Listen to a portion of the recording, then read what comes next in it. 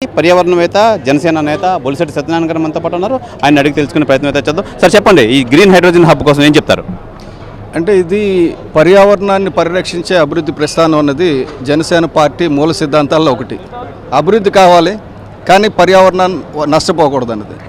ఇప్పుడు ఈ NTPC green hydrogen hub ఇది యాక్చువల్గా ఎన్టీపీసీ తాలూకా అనుబంధ సంస్థ కాబట్టి ఇది ప్రభుత్వ యాజమాన్యంలో ఉన్నట్టే, ప్రైవేటైజేషన్ కాదు. దీనిలో ఉన్న గొప్పతనం ఏంటంటే మన భారతదేశం యాక్చువల్గా అంటే కాలుష్యరహిత ఇంధనాన్ని ఉత్పత్తి చేస్తాం, అలాగే మన క్లైమేట్ చేంజ్కి ఈ కార్బన్ ఉద్గారాలు ఉన్నాయి కదా వాటిని తగ్గిస్తామని చెప్పి ఒప్పుకున్నారు. దాని ప్రకారంగా ఇది అటువైపు ఒక తొలి అడుగు అనమాట. అంటే ఇది మొట్టమొదటి ఇండస్ట్రీ మన ఇండియాలోనే కాదు ఏషియాలోనూ కూడా. ఎందుకంటే ఇప్పటి వరకు ప్రపంచంలో ఇటువంటి ఇండస్ట్రీస్ 6 దేశాల్లోనూ ఉన్నాయి. అమెరికా, రష్యా, జర్మనీ, జపాన్ ఇలాగ 5-6 దేశాల్లో ఉన్నాయి. ఇది 7వ దేశం అవుతుంది.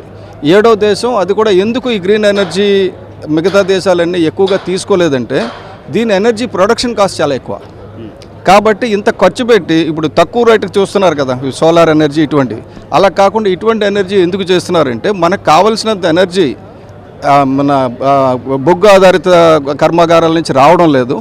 బొగ్గు ఆధారిత కర్మాగారాలు పెరిగిన కొలది ఇక్కడ యాష్ పెరుగుతుంది, అలాగే కార్బన్ డైఆక్సైడ్ వాతావరణంలో పెరుగుతుంది. కాబట్టి మనం ఎలాగైనా సరే అవి తగ్గించాలనే ఉద్దేశంతో ఇది తీసుకున్నారు. 2030కి 5 మిలియన్ టన్నులు గ్రీన్ హైడ్రోజన్ ఉత్పత్తి చేస్తాం. ఇప్పుడు రాబోయేదంతా హైడ్రోజన్తో నడిచే కార్లు అవి వస్తున్నాయి, వాటికి సంబంధించిన ఫ్యూయల్ తయారు చేస్తామని చెప్పేసి చెప్పారు.